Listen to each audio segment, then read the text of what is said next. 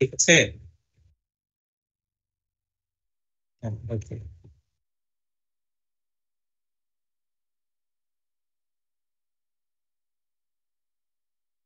তোমরা একটু রেসপন্স করবে ক্লাসে, হ্যাঁ। অনলাইন ক্লাস দেখতে পাচ্ছি না কিছুই তোমাদের, একটু রেসপন্স করবে, আশা করি সেক্ষেত্রে ক্লাসটা ইন্টারেক্টিভ হলে ভালো হবে।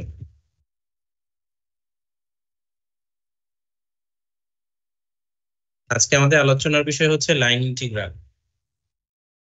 লাইন ইন্টিগ্রাল হচ্ছে একটা স্পেসিফিক ইন্টিগ্রাল, যেটা কোনো একটা পথের রেসপেক্টে বা কোনো একটা কার্ভের রেসপেক্টে কোনো একটা ফাংশনকে আমরা ইন্টিগ্রেশন করি। একেবারে স্পেসিফিক্যালি যদি আমি লাইন ইন্টিগ্রালটা বলতে যাই, তার আগে একটু একটা গ্রাফ যদি আঁকি। ধরলাম এটা একটা পার্টিকুলার পয়েন্ট এবং এই একটা পার্টিকুলার পয়েন্ট P1, এইটা হচ্ছে পয়েন্ট, আর এই পয়েন্ট হচ্ছে P2। সো P1 থেকে P2 তে যাওয়ার জন্য আমি এই পথটা অনুসরণ করলাম। এটা হচ্ছে পথটা বা কার্ভ, যেটা কার্ভটা আমি সি দিয়ে ডিনোট করলাম। তাহলে আহ আমার এই পুরো বিষয়টা একটা ফোর্স ফিল্ডের আন্ডারে হচ্ছে। ফোর্স ফিল্ডটাকে এফ দিয়ে ডিনোট করলাম। এই পার্টিকুলার পয়েন্টে ধরলাম ফোর্স ফিল্ডটা এই দিকে কাজ করে।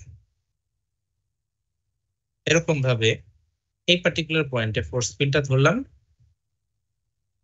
এই বরাবর কাজ করে। এই পার্টিকুলার পয়েন্টে ফোর্স ফিল্ডটা এইভাবে ওরিয়েন্টেড। অর্থাৎ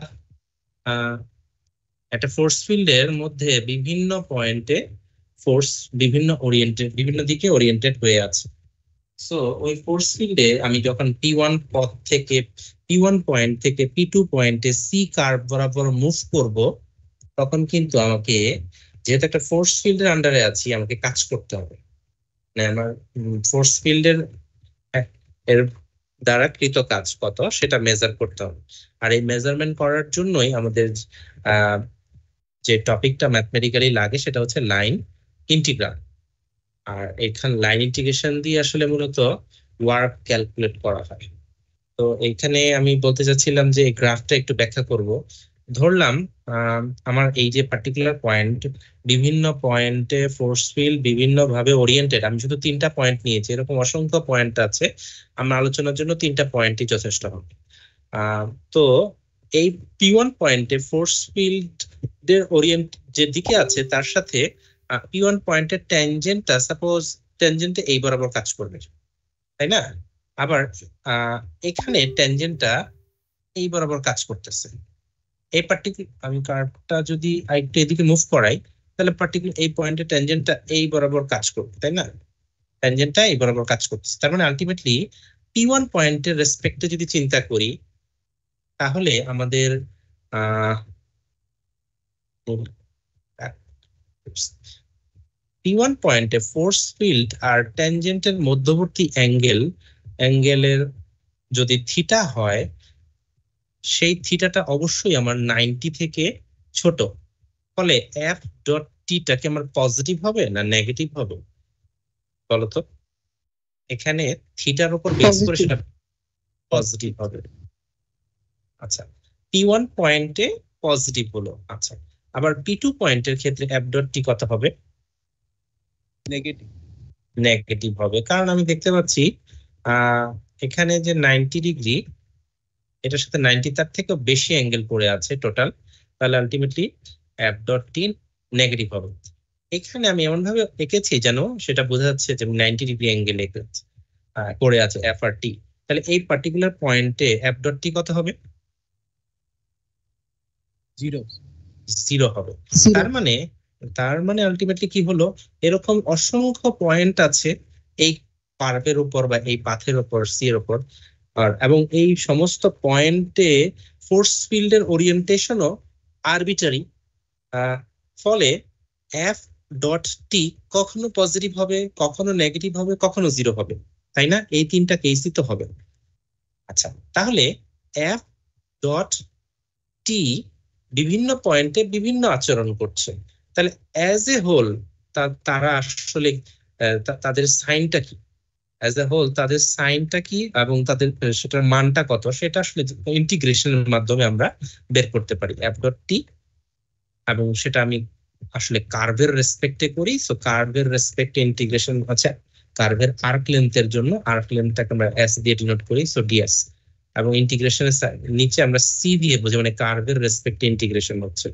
এই ইন্টিগ্রেশনটাই আসলে মূলত আমার লাইন ইন্টিগ্রেশন। তাহলে আমি আবার একটু রিপিট করি। সেটা হচ্ছে বইয়ের ভাষা একটু রিপিট করি। সে দেখো, এটা হচ্ছে যে এফ হচ্ছে একটা ফোর্স ফিল্ড। ফোর্স ফিল্ড কে আমি জেনারেলি ভেক্টর ফিল্ড বলতে পারি। ভেক্টর ফিল্ডের আর এটা হচ্ছে ট্যানজেন্ট। তাহলে আলটিমেটলি এই টার্মটা হচ্ছে tangential component of force field, তাই না? ফোর্স ফিল্ডের ট্যানজেনশিয়াল কম্পোনেন্ট না? হ্যাঁ, এটা হচ্ছে ফোর্স ফিল্ডের ট্যানজেনশিয়াল কম্পোনেন্ট। বা যে কোনো ভেক্টর ফিল্ড যদি এফ চিন্তা করো, সেক্ষেত্রে এফ এর ট্যানজেনশিয়াল কম্পোনেন্ট হচ্ছে এফ ডট টি। তাহলে লাইন ইন্টিগ্রালের ডেফিনেশনটা আমরা বলতে পারি, যে কোনো ভেক্টর ফিল্ড এফ এর ট্যানজেনশিয়াল কম্পোনেন্টের কোন কার্ভ বরাবর ইন্টিগ্রেশনটাই হচ্ছে লাইন ইন্টিগ্রেশন। ঠিক আছে, এইটাকে আমি অল্টারনেটিভলি এইভাবেও রিপ্রেজেন্ট করতে পারি, এফ ডটেড উইথ ডিআর। কেন রিপ্রেজেন্ট করতে পারি বলতে পারো? এফ ডট টি ডিএস এর integration with respect to C কে এফ ডট ডিআর এর integration with respect to C বলা যাবে। কেন?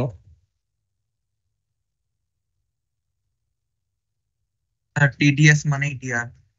হ্যাঁ, কারণ হচ্ছে ইউনিট ট্যানজেন্ট ভেক্টর আমরা পড়েছিলাম, সেটা হচ্ছে ডিআর ডিএস। তাহলে তুমি যদি এখানে টি এর জায়গায় ডিআর ডিএস সাবস্টিটিউট করো, তাহলে ডিএস ডিএস এ কেটে গেলে ডিআর থাকবে। সো আমার ভেক্টর ফিল্ডটা যদি এইভাবে নির্দেশিত হয়, f is a function of x y z, algebraically সেটা f1 i cap plus f2 j cap plus f3 k cap, তাহলে আমি এটাকে লিখতে পারি f1 dx plus f2 dy plus f3 dz। এই কম্পোনেন্ট গুলোর অ্যাডিশনের আমি ইন্টিগ্রেশন করব কোন কার্ভের রেসপেক্টে, সেই ইন্টিগ্রেশনটা আসলে ইকুইভ্যালেন্ট টু লাইন ইন্টিগ্রাল।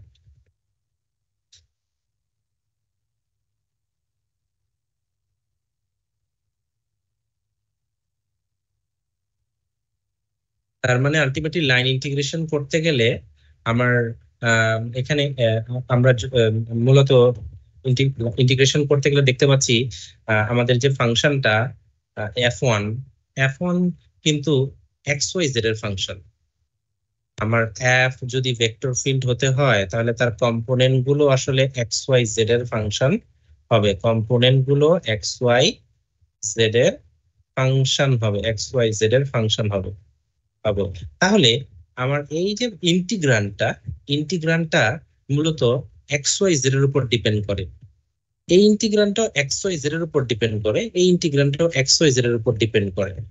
আমরা যদিও এই ধরনের ইন্টিগ্রেশন করে অভ্যস্ত, suppose f of x dx, মানে যার রেসপেক্টে আমাকে ইন্টিগ্রেশন করতে হবে, ইন্টিগ্রান্ডটা সেই ভেরিয়েবলের উপর ডিপেন্ড করে। এই টাইপের গুলোর সাথে আমরা পরিচিত, তাই না? আমরা এই টাইপের গুলোর সাথে পরিচিত না।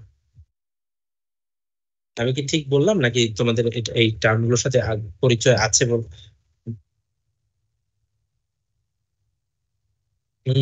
পার্শিয়াল ডেরিভেটিভের মতো না, বাট আমরা আসলে এটাকে যে টেকনিকে অ্যাপ্লাই করে করবো সেটা হচ্ছে যে মাল্টিভেরিয়েবল ফাংশন, f1 f2 f3 তো তিনটা ভেরিয়েবল উপর ডিপেন্ড করে। সেগুলাকে দেখো, তুমি f1টাকে x এর জন্য ইন্টিগ্রেশন করতে বলা হয়েছে।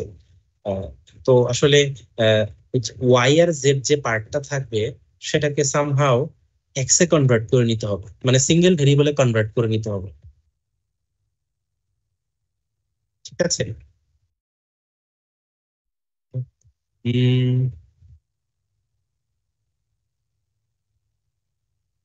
ম্যাক্সিমাম ভলিউম বের করেছো? আহ,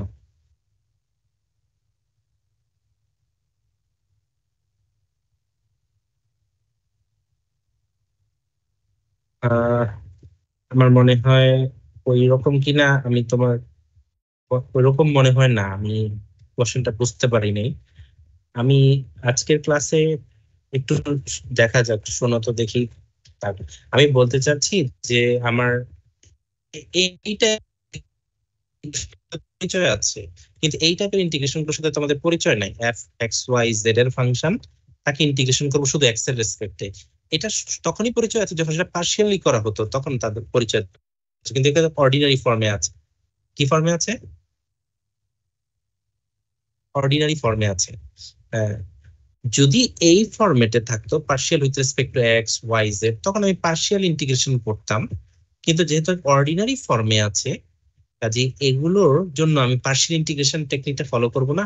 আমার টেকনিক ফলো করতে হবে হচ্ছে আহ এই টেকনিকটা, যার রেসপেক্টে ইন্টিগ্রেশন করব, ভেতরের ফাংশনটা পুরোপুরি তার উপর ডিপেন্ড করে ওইভাবে বানাতে হবে। তাহলে এই যে F2 টাকে ওয়াই এর উপর ডিপেন্ড করে এরকম বানাতে হবে, F3 টাকে জেড এর উপর ডিপেন্ড করে এরকম বানাতে হবে, অথবা সামহাও সবগুলোকে এক্স এ প্রকাশ করতে হবে, মানে 3 ভেরিয়েবল থেকে সিঙ্গেল ভেরিয়েবলে নিয়ে যেতে হবে। তো ওইটা আমরা যেহেতু একটা ম্যাথ করতে পারলে আমাদের ভালো হতো, আর অনলাইন ক্লাসে সেটা আমি করতে পারবো না। আমরা শুধুমাত্র এইটুকুই তোমাদেরকে বলবো এই মুহূর্তে, এটা হচ্ছে যে আমাদের মূল ইন্টিগ্রেশন কনসেপ্টটা হচ্ছে মাল্টি ভেরিয়েবলকে সিঙ্গেল ভেরিয়েবলে নিয়ে যে ইন্টিগ্রেশন করা। লাইন ইন্টিগ্রেশনে মূলত এই কাজটাই করা হয়, মাল্টি ভেরিয়েবল ফাংশনকে সিঙ্গেল ভেরিয়েবলে কনভার্ট করে ইন্টিগ্রেশন করতে হয়। আচ্ছা, এটা কিভাবে করতে হয় এটা আমি ক্লাসে দেখাবো। আজকে আমি মূলত যে কথাটা বলার জন্য ক্লাসে এসেছি সেটা হচ্ছে যে লাইন ইন্টিগ্রালটা মূলত কি জিনিস, আহ এটা দিয়ে আসলে কি রিপ্রেজেন্ট করে। এটা দিয়ে আমি কি জিনিস সেটা বললাম। এটা দিয়ে যে যা রিপ্রেজেন্ট করে সেটা আসলে তোমরা অলরেডি বলে ফেলার, বুঝে ফেলার কথা। আহ, তোমরা একটু বলো দেখি, এই টাইপের এই ফর্মগুলোর সাথে পরিচয় তোমাদের আছে না? এফ ডট ডি আর। ওয়ার্কের ফর্মুলা। হ্যাঁ, and তার মানে আসলে তুমি ওয়ার্ক লাইন ইন্টিগ্রেশনের মাধ্যমে ওয়ার্ক ক্যালকুলেট করা শিখতেছো, লাইন ইন্টিগ্রেশনের মাধ্যমে ওয়ার্ক ক্যালকুলেট করা শিখতেছো। আচ্ছা, এখন আজকে ক্লাসে আমি যে কোনো ফোর্স ফিল্ডটাকে স্পেসিফাই করে পরে কনজারভেটিভ ফোর্স ফিল্ডের দিকে পর্যন্ত রেস্ট্রিকশনটা দিয়ে দিব, যে ফোর্স ফিল্ডটা আমার কনজারভেটিভ, ফোর্স ফিল্ডটা আমার কনজারভেটিভ। আচ্ছা, নন কনজারভেটিভ হলে হলে আমাদের লাইন ওয়ার্ক ক্যালকুলেট করব কিভাবে, সেটা পরবর্তী ক্লাসে আলোচনার বিষয়। আমরা শুধু কনজারভেটিভ হলে কিভাবে ফোর্স ফিল্ড ওয়ার্ক ক্যালকুলেট করব সেটা আমরা আজকে ক্লাসে একটু আলোচনা করতে চাই। তোমরা যেহেতু জানো একটা ভেক্টর ফিল্ডটা কনজারভেটিভ হলে অবশ্যই একটা অ্যাসোসিয়েটেড স্কেলার ফিল্ড থাকবে তার সাথে, যার গ্রেডিয়েন্ট ওই ভেক্টর ফিল্ডটা, রাইট?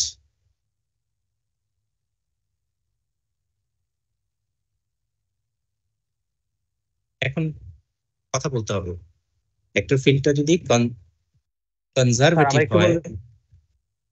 আমি এটা ক্লাসে পড়িয়েছিলাম, আবার বলছি তোমাদের সুবিধার জন্য। আহ, একটা ভেক্টর ফিল্ড যদি কনজারভেটিভ হয়, সাপোজ এফটা হচ্ছে কনজারভেটিভ, ফাই হবে।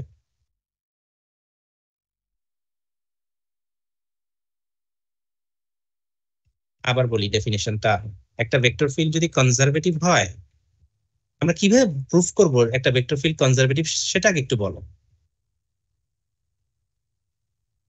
ডাইভারজেন্স জিরো হবে। ডাইভারজেন্স জিরো The নাকি divergence ডাইভারজেন্স জিরো? কার জিরো হবে। কার কার্ল জিরো হবে। কার্ল এফ যদি জিরো হয় তাহলে ভেক্টর ফিল্ডটা কনজারভেটিভ হয়, তাই না? জি স্যার।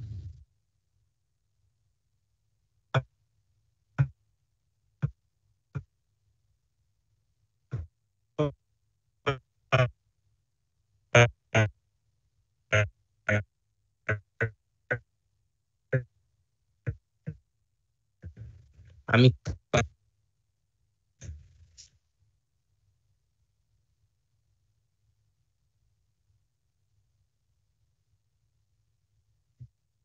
হ্যাঁ কি না, আমার তো অবশ্যই মনে আছে, আমি করেছি।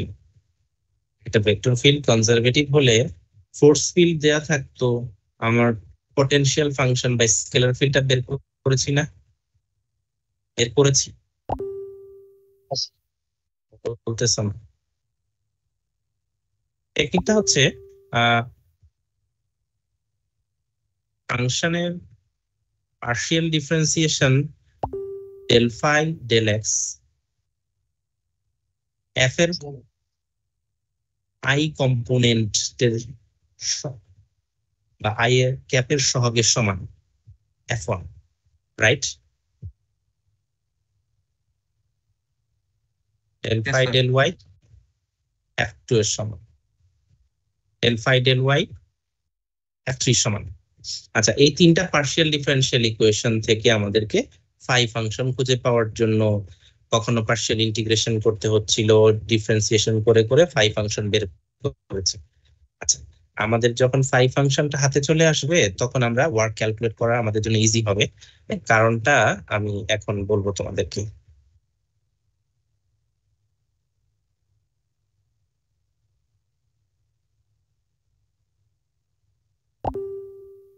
আমরা জানি ওয়ার্ক ক্যালকুলেট করার ফর্মুলাটা হচ্ছে f dotted with dr integration. এটা একটা লাইন ইন্টিগ্রেশন, মানে এটা কোনো পথের রেসপেক্টে পথটা যদি c হয় তাহলে ওটা রিপ্রেজেন্ট করা যায়। আর যেহেতু আমার ভেক্টর ফিল্ডটা কনজারভেটিভ, তাহলে অবশ্যই f এর পরিবর্তে আমরা গ্রেডিয়েন্ট অফ ফাই লিখতে পারি, আর dr as it is আছে। আচ্ছা, দেন আমরা গ্রেডিয়েন্ট অফ ফাই বলতে ডেফিনিশন থেকে লিখতে পারি partial with respect to x I cap, partial with respect to y j cap, partial with respect to z k cap। এটা হচ্ছে phi এর গ্রেডিয়েন্ট, মানে গ্রেডিয়েন্ট phi এর জন্য আমি ডেফিনিশনটা লিখলাম। ডট আছে, ডট প্রোডাক্ট কার সাথে, dr এর সাথে। dr মানে আসলে dxi dy j dz cap। আচ্ছা, তাহলে আমার আর এই ভেক্টরের সাথে এই ভেক্টরের ডট প্রোডাক্ট করতে হবে, তার মানে করেসপন্ডিং কম্পোনেন্ট গুলোর মাল্টিপ্লিকেশন হবে del phi del X into ordinary DX. Similarly del phi del Y D Y, del phi del Z DZ. ইন্টিগ্রেশনটা কোনো একটা কার্ভের রেসপেক্টে করতে হবে, লাইন ইন্টিগ্রেশন। আচ্ছা, তোমরা আমাকে বলতে পারবা যে এই কোয়ান্টিটিটা বা এই টার্মটাকে আমরা কি যদি সিম্পলিফাইড ভার্সন লিখি সেটাকে ডি ফাই লিখতে পারবো কি পারবো না?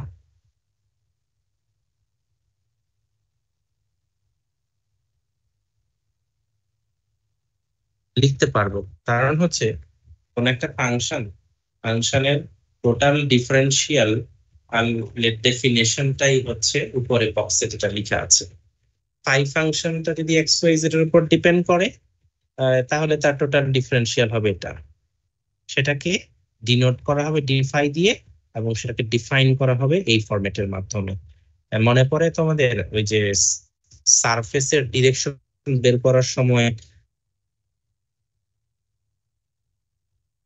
আমি কথাটা বলে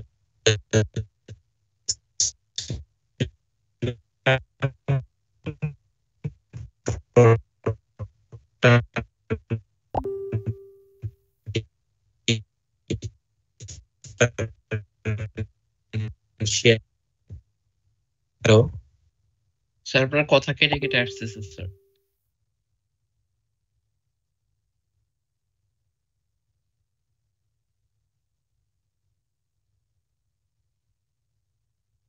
আচ্ছা, আমার লেখাগুলো কি স্পষ্ট হয়েছে এবং যা লিখেছি সেটা কি বুঝতে পারছো কিনা, আমি সেটাই আসলে জিজ্ঞেস করছিলাম তোমাদের। জি স্যার। আচ্ছা, আর ডি ফাই কে ইন্টিগ্রেশন করলে অবশ্যই আমার ফাই ফাংশনটা আসবে। আচ্ছা, এখানে সি কার্ভটা আসলে স্পেসিফাই করা হয় নাই, সি কার্ভটা আসলে কি কার্ভ? ওই যে ডায়াগ্রামটা এঁকেছিলাম সেই ডায়াগ্রামটা থেকেই ইনিশিয়াল পয়েন্টটা P1 যদি হয়, টার্মিনাল পয়েন্টটা যদি P2 হয় এবং এই কার্ভটা যদি C হয়, তাহলে আসলে C এর রেসপেক্টে ইন্টিগ্রেশন করা মানে আসলে P1 পয়েন্ট থেকে P2 পয়েন্ট পর্যন্ত ইন্টিগ্রেশন করা। ঠিক আছে, তাহলে ডি ফাই কে ইন্টিগ্রেশন করলে ফাই থাকবে এবং phi of P2 minus phi of P1 আকারে সেটা চলে আসলো। তার মানে আমার W phi of P2 minus phi of P1 হলো। This is the required formula to calculate work in conservative force field.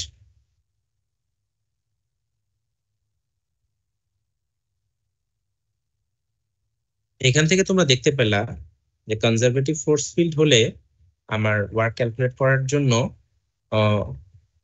শুধু পটেনশিয়াল ফাংশনটা বের করলেই হয়। আমি কি ঠিক বললাম? Yes, sir.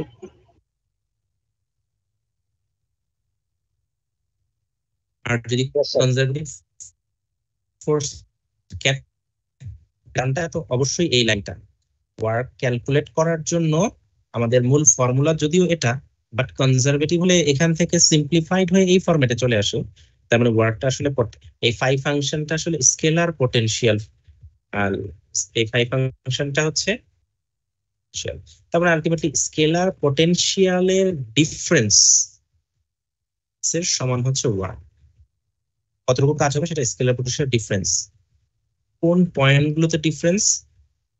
ইনিশিয়াল আর টার্মিনাল পয়েন্টগুলোতে পটেনশিয়াল ফাংশনের ডিফারেন্স।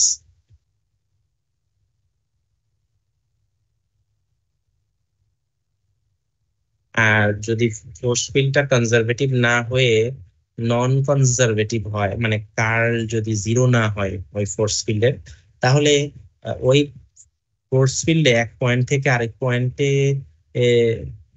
যাব যে আমরা, তাহলে অবশ্যই আমার কাজ যে একটা নির্দিষ্ট পরিমাণ কাজ হবে এবং সেই কাজটা ভ্যারি করবে, পথ চেঞ্জ করবে। অর্থাৎ বিভিন্ন পথে এর জন্য মানে একই ইনিশিয়াল এবং টার্মিনাল পয়েন্ট, বাট বিভিন্ন পথের জন্য কাজের পরিমাণ বিভিন্ন রকম হবে। কিন্তু আমার কনজারভেটিভের জন্য ইনিশিয়াল আর টার্মিনাল পয়েন্ট সেম থাকলে যে পথই অনুসরণ করি না কেন কাজের পরিমাণ সেমই হবে।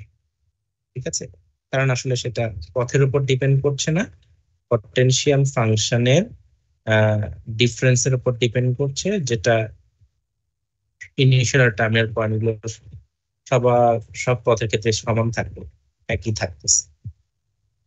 এখন আমরা যদি এই ইন্টিগ্রেশনটা নিচে সি দিয়ে এফ ডট ডিআর না লিখে এটা নিচে আবার একটা সার্কেল দিয়ে দিই, মানে ইন্টিগ্রেশনের মাঝখানে একটা সার্কেল দিয়ে দিই, তাহলে এই কার্ভটা আসলে ওপেন থাকে না, সেই কার্ভটা একটা ক্লোজ কার্ভ হয়ে যায়। মানে ক্লোজ কার্ভের জন্য রিপ্রেজেন্টেশনটা হচ্ছে ইন্টিগ্রেশনের মাঝখানে একটা সার্কেল দিয়ে রিপ্রেজেন্ট করা হবে। আর ক্লোজ কার্ভ হয়ে গেলে কি হলো, ইনিশিয়াল আর টার্মিনাল পয়েন্ট দুটো সেম হয়ে যাওয়ার কারণে ওয়ার্কটা সেই ক্ষেত্রে জিরো হয়ে যাবে কনজারভেটিভ এর ক্ষেত্রে। তো এটাই ছিল আজকের ক্লাসের কনসেপ্ট এবং থিওরি। আশা করি সবাই বুঝতে পেরেছো। এখন তোমাদের কোনো কোয়েশ্চেন আছে কিনা বলো। পটেনশিয়াল ফাংশন বলতে আসলে কি বোঝানো হচ্ছে? আবার বলো। পটেনশিয়াল ফাংশন বলতে আসলে কি বোঝাচ্ছে? পটেনশিয়াল ফাংশন বলতে, আচ্ছা আমি ফিজিক্যালি কি বোঝাচ্ছে সেইটা অতটা ভালো বলতে পারবো না, তবে আমি যেটা বলবো যে ওই যে তোমরা যে একটা ভেক্টর ফিল্ড কনজারভেটিভ হলে অবশ্যই একটা স্কেলার ফিল্ড আছে, যে স্কেলার ফিল্ডের গ্রেডিয়েন্টটা তোমার ওই ভেক্টর ফিল্ডটাকে রিপ্রেজেন্ট করবে, এই স্কেলার ফিল্ডটাকেই বলা হয় স্কেলার পটেনশিয়াল। আমি এইভাবে ব্যাখ্যা করতে পারি। আমরা ফিজিক্সে ব্যাখ্যা করতে গেলে একটু নিজেদের দেখে নিও। তো আমরা মূলত ফাই ফাংশন বের করেছি, আহ, এবং সেই টেকনিকটা ক্লাসে আলোচনা করা হয়েছে। তো আমার পার্টে ওয়ার্ক ক্যালকুলেট করতে গেলে এই ফাই ফাংশনটা লাগে, সেটা আমরা ব্যবহার করি। একটু তুমি দেখে নিও মানে ফিজিক্যালি এটা দিয়ে কি বুঝি।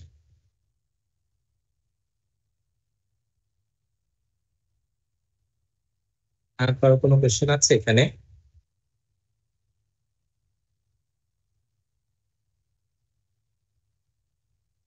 স্যার এফ নন আচ্ছা, কনভার্ট, স্যার এফ নন কনজারভেটিভ হলে কি এফটা কি সরাসরি দেওয়া থাকবে ফোর্স ওয়ার্ক ডান ক্যালকুলেট করার সময়? হ্যাঁ অবশ্যই দেওয়া থাকবে।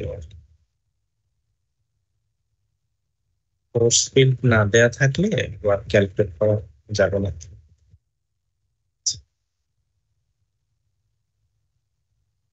দেখো আমাদের এখানে একটা কোয়েশ্চেন আছে 12 এর এ বি সি দিয়ে 3টা কোয়েশ্চেন আছে। Show that F is a conservative force field. আচ্ছা, এই কনজারভেটিভ ফোর্স ফিল্ড প্রুভ করা মানে কি কি চেক করা? কার্ল জিরো কি জিরো না সেটা চেক করা না? সেটা তোমরা করতে পারবে। দেন যদি কনজারভেটিভ হয়ে যায় তাহলেই তো ফাই ফাংশন আছে যার গ্রেডিয়েন্ট এই এফ হবে। দেন আমি সেকেন্ড কোয়েশ্চেনটাও সলভ করতে পারবো আমাদের প্রিভিয়াস নলেজ গুলো ব্যবহার করে, রাইট? আচ্ছা, দেন সি নাম্বারে কি বললো? সি নাম্বারে বলল ওয়ার্ক ক্যালকুলেট করতে এই ফোর্স ফিল্ডের আন্ডারে কোন একটা অবজেক্টকে একটা পার্টিকুলার পয়েন্ট, সে হচ্ছে 1 - 2 1 থেকে আরেকটা পার্টিকুলার পয়েন্ট 3 1 4 নিয়ে। তাহলে এই যে ইনিশিয়াল আর টার্মিনাল পয়েন্ট P1 আর P2, এখানে তো এই পয়েন্ট থেকে এই পয়েন্টে যাওয়ার জন্য তো অসংখ্য পথ আছে, কিন্তু কোনো স্পেসিফিক পথের কথা উল্লেখ নাই কোন পথ দিয়ে।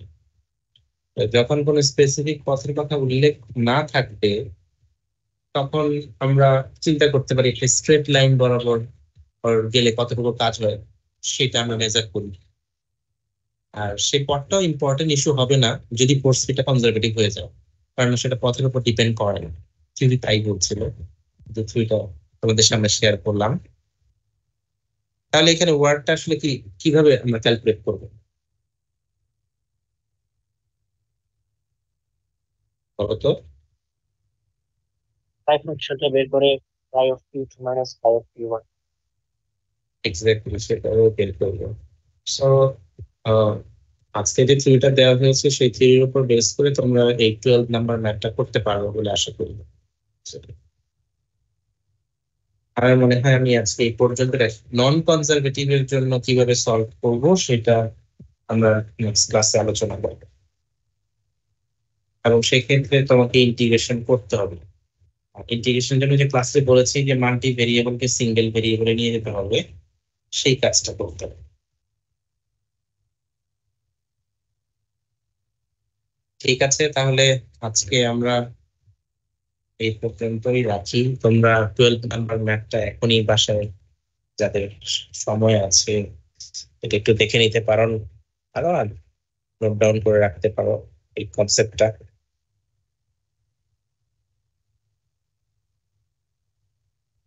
আর আজকের টপিক কি স্যার সিটিতে থাকবে? সিটি নিয়ে, হ্যাঁ আজকের টপিকটা সিটিতে রাখবো ভাবছি। তো তোমরা তো আমাকে ডেটই দিতে পারলাম না। আশা করি স্যার আমি আমাদেরকে টপিকটা বাদ দেন স্যার, আগের টপিক পর্যন্ত। সিটির ডেট স্যার দিয়ে এই টপিকটা দেওনি তো বাদ দিলে তোমরা? ভালো হয়। সিটির টপিকটা তো দেওনি, মানে টপিক না সরি, ওই যে ডেট দেওনি তো।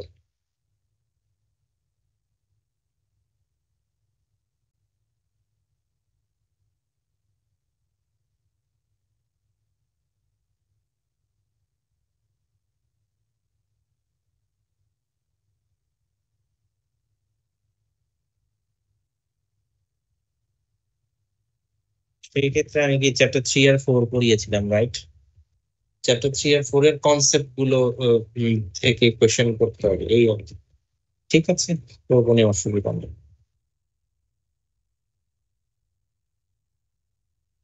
আর নেক্সট উইকে কখন কোন সময় এটা কি পরে জানিয়ে দিবে সিয়াররা?